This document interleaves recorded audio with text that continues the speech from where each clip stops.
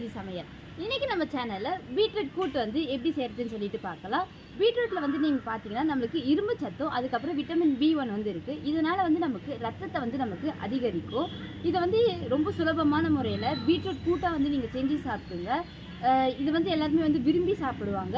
நீங்கள் வந்து பொரியலாக செஞ்சு சாப்பிடும்போது கம்மியாக வந்து சாப்பிடுவீங்க. அதுவே இந்தமாரி கூட்டாக வந்து செஞ்சு சாப்பிட்டிங்கன்னா நீங்கள் வந்து ரச சாதத்துக்கு அதுக்கப்புறம் ஒயிட் ரைஸுக்கு சப்பாத்திக்கு இதுக்கெல்லாம் வந்து இந்த பீட்ரூட் கூட்டு வந்து ரொம்பவே வந்து நல்லா இருக்கும். நீங்களும் வந்து உங்கள் வீட்டில் வந்து இந்த மாதிரி மெத்தடில் வந்து ட்ரை பண்ணி பாருங்கள்.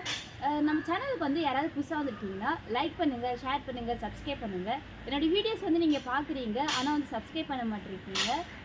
நம்ம சேனலுக்கு வந்து புதுசாக வந்திருக்கவங்க வந்து நம்ம சேனலுக்கு வந்து சப்போர்ட் பண்ணுங்கள், சப்ஸ்கிரைப் பண்ணுங்கள். வாங்க இப்போ நம்ம பீட்ரூட் கூட்டு வந்து எப்படி செய்கிறதுன்னு சொல்லி பார்க்கலாம். வாங்க இப்போ நம்ம வீடியோக்குள்ளே போகலாம்.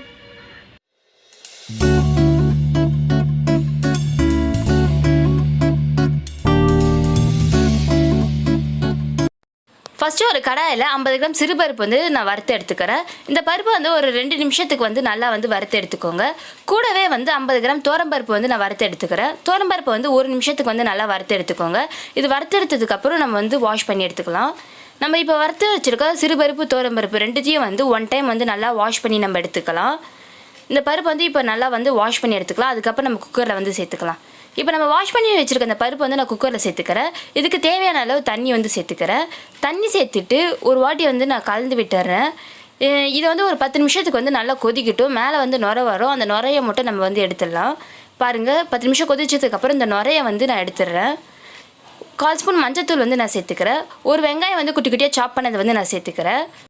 ஒரு பெரிய பச்சை மிளகாய், ஒரு துண்டு இஞ்சி, 4 பல்லு பூண்டு வந்து நான் சேர்த்துக்கிறேன். பெரிய பூண்டாக இருந்தால் 2 பல்லு பூண்டு வந்து சேர்த்துக்கோங்க.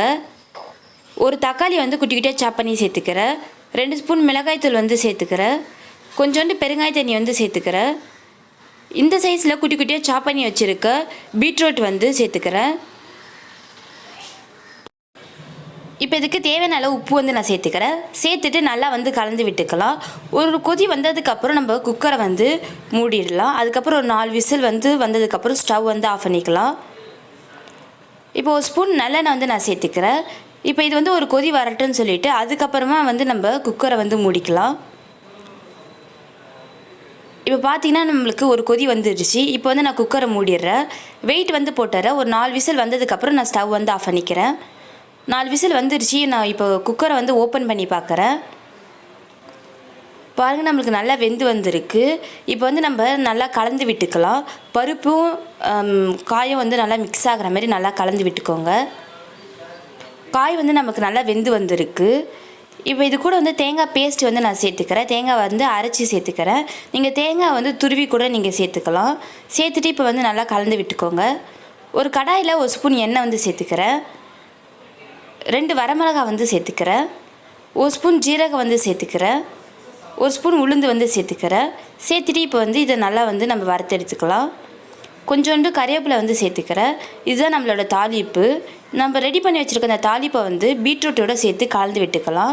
இதுதாங்க நம்மளோட ஃபைனல் டச்சு. தாளிப்போடு நம்மளுக்கு முடிஞ்சிருச்சு. இது ரொம்பவே வந்து சுலபந்தான். தாளிப்பு சேர்த்துட்டு இப்போ வந்து நல்லா வந்து கலந்து விட்டுக்கோங்க. இது வந்து ஒரு 10 நிமிஷத்தில் வந்து நம்ம செஞ்சு முடிச்சிடலாம். ரொம்பவே ஈஸி தான். நீங்களும் வந்து உங்கள் வீட்டில் வந்து ட்ரை பண்ணி பாருங்கள்.